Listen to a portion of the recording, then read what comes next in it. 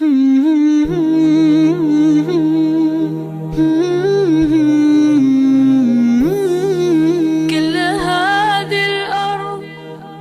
kedua ngapain? Kata Imam Ibnu Qayyim. Yang kedua, kalau kita kemudian mendapati dokter setelah nyuruh istirahat, kira-kira dokter ngomongnya apa? Tinggalkan pantangan. Kan gitu dokter itu.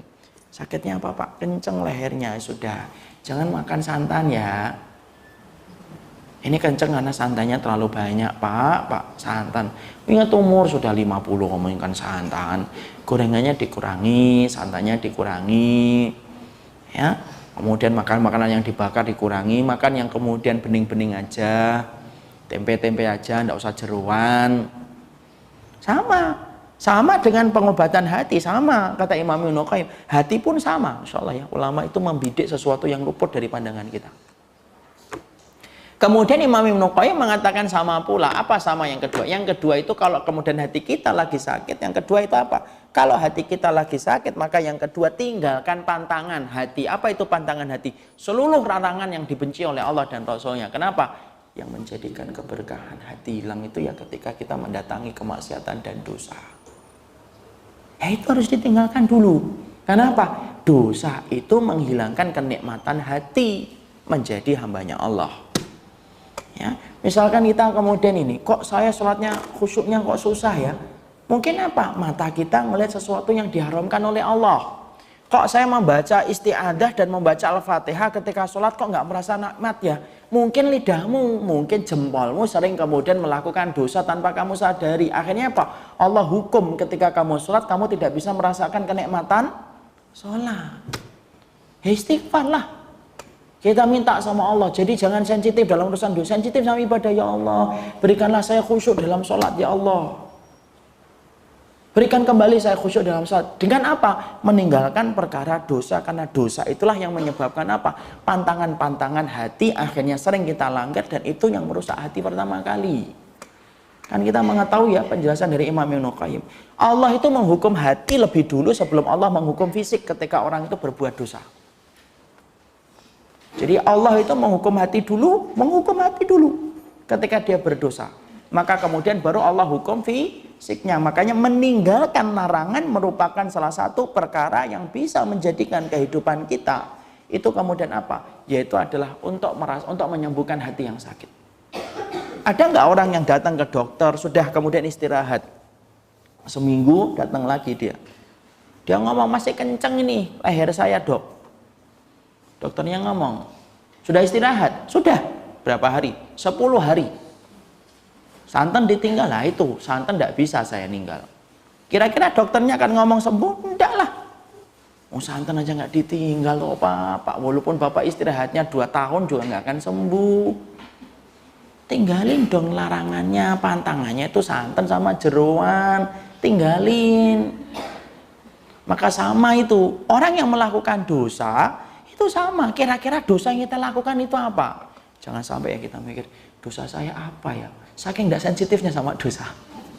Padahal dosa kita banyak atau tidak? Banyak. Bisa jadi satu hari itu malaikat raqib nganggur, malaikat atidnya sibuk. Loh ya kan kita nggak ngerti Bu, ya nggak? Mungkin kita emang ada yang mengatakan bahwa kita sempurna. Para salaf aja pernah kan? Ibu kan pernah kan lihat para salaf itu ada yang sampai membuat percobaan dia. Disurvei dia buat kantong itu 2 di bajunya, kemudian dia kumpulkan itu, kemudian kerikil itu di bajunya, kemudian dia ingin tahu untuk ngitung, coba dari mulai pagi sampai malam dihitung itu. Kalau dia melakukan kebaikan dia masukkan kerikil itu di sebelah kanannya, kalau dia melakukan kejahatan menurut dia ini salah ini, dia masukkan kerikil di sebelah kirinya, terus kayak gitu refleks, dia masukkan refleks sampai malam. Ketika dia kemudian mengeluarkan kantongnya yang sebelah kanan dia kaget, loh cuma dikit. Dan ketika dia mengeluarkan kantong dari sebelah kiri banyak, nangis Bu, terseduh-seduh, menangis kemudian pingsan. Dalam tangisan itu akhirnya berujung sakaratul maut dan sempat ada sebuah karomah. Apa karomahnya? Tiba-tiba ada suara orang yang membacakan Al-Quran tanpa ada yang tahu siapa yang membacakan Al-Quran itu. Yaitu apa? Ketika kemudian dia berkata, ada yang membacakan irji'i ila rabbiki radiyatan mardiyah. Habis ada suara itu meninggal dunia dia. Mereka yang kemudian ada di samping samping jasadnya itu pada saling bertanya, kamu tadi yang bacain Quran? Bukan saya. Kamu bukan. Kamu bukan. Tidak ada yang ngaku. Dan itu bentuk karomahnya kapan? Ketika dia mengeluarkan kantongnya sebelah kiri, dia dapatkan apa? Sebanyak itu dosa yang dilakukan. Dia berkata, kalau satu hari sebanyak ini yang aku hisap di hadapan Allah, apalagi 70 tahun selama ini aku hidup, berapa banyak kerikil yang nanti akan dihisap oleh Allah atas diriku. Pingsan. Di situ kita akan paham. Jangan merasa, oh saya tuh kelihatannya nggak melakukan dosa deh dari pagi, bener-bener aja hidup saya lempeng-lempeng aja. Itu karena kita tidak sensitif terhadap perkara dosa. Saya ataupun ibu sama dua-duanya. Ya, disitulah kita harus apa? Ninggalkan kemaksiatan, pantangan. Pantangannya itu ngilangin keberkahan. Dosa itu ngilangin keberkahan. Iya, ngilangin keberkahan. Itu dosa itu ngilangin keberkahan. Ngilangin kenikmatan. Iya, ngilangin kenikmatan. Orang yang terbiasa dengerin musik, ya dicabut kenikmatannya mendengarkan Quran. Orang yang biasa berzina terus, akhirnya apa? Orang kalau terbiasa berzina, akhirnya pada menikmati nikah. Orang yang terbiasa minum khamra, minum madu muntah-muntah. Ya kan? Apa? Karena semuanya ketika dia sudah mendatangi perkara kemungkaran, Allah cabut perkara yang halal ketika dia kemudian berani mendatangi perkara kemungkaran. Itu sudah sistem dari Allah kayak gitu.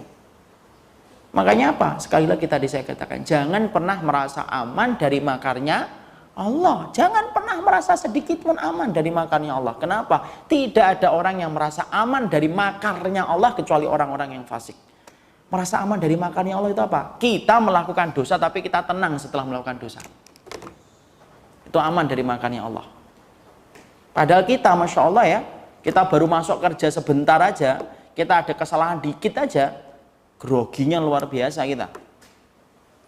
Apalagi kemudian kita ini sampai berbuat dosa di hadapan Rabb yang menguasai alam semesta. Tidak main-main, tidak menguasai satu negara. Seluruh alam semesta di bawah kendalinya Allah. Dan kita melakukan dosa, setelah itu kita tenang, itu orang yang merasa aman dari makarnya Allah. Makanya dosa itu harus kita upayakan semaksimal mungkin. Iya, semaksimal mungkin. Jadilah walinya Allah.